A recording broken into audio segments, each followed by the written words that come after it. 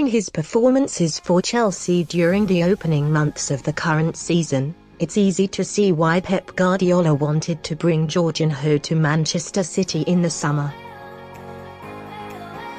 The Italy international, who opted to join his former Napoli manager Maurizio Sarri at Chelsea instead, is a classic Guardiola-type midfielder. Jorginho, much like the legendary Xavi used to at Barcelona, takes the ball and passes the ball. The 26-year-old makes the game look so effortless by keeping things simple. Sarri has made Jorginho the focal point in his team's midfield, even shifting N'Golo Kante into a more advanced position in order to accommodate the Italian.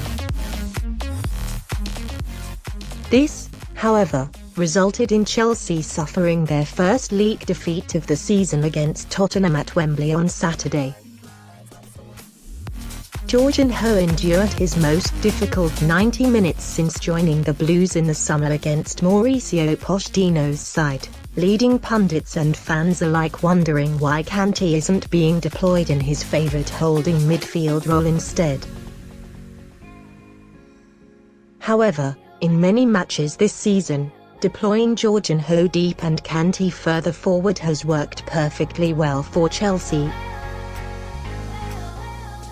Sky Sports pundit Gary Neville has raised an interesting point about Jorginho on the latest version of his podcast. He believes that teams are now wising up to the fact that if you stop Jorginho, then you effectively stop Chelsea. I think it's a challenge for Maurizio Sarri because people won't let Jorginho have 1,000 passes per match, the more they see the influence that he has. Neville said.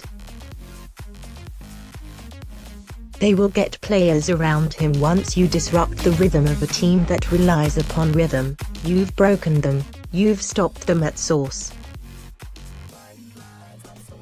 Teams try and work out the strength and the source of the problem. They've not quite worked it out with Manchester City yet.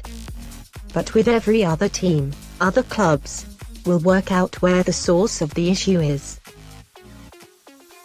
Neville used to play with a Jorginho-type player at Manchester United in the form of Paul Scholes, and he could never understand why teams wouldn't deliberately man-mark his former teammate.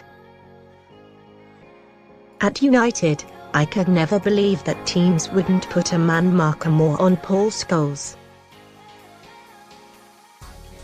I could never believe it, he continued. In the last 5 to 10 years of his career, in particular, when he started to control the game for us, I could never understand why they didn't have 1 or 2 players against him, because if you stopped him, you stopped the switches of play, you stopped the rhythm, you disrupted the patterns, because it all flowed through him, and we recognized that. A lot of teams didn't. They always thought the threat was Cristiano Ronaldo or Wayne Rooney, and you would do. But actually, without Scholes' passes, it disarmed us a lot more. Neville says Jorginho will need to deal with being targeted by opponents in order to flourish in the Premier League.